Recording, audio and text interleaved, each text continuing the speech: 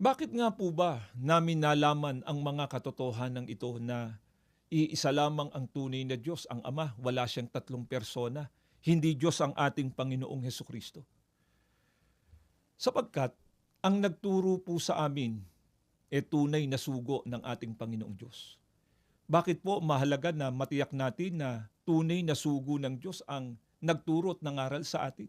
Ayon po sa patutuo ng banal na kasulatan, sino lamang nga po ba ang makapagtuturo sa tao ng tunay na kaalaman tungkol sa kung sino ang tunay na Diyos na dapat na makilala at sambahin ng tao? Pakinggan ninyo, dito po sa Aklat ng Malakias, sa 2 ang talata po ay 7, pakinggan ninyo. Tungkulin ng mga saserdote na ituro ang tunay na kaalaman tungkol sa Diyos.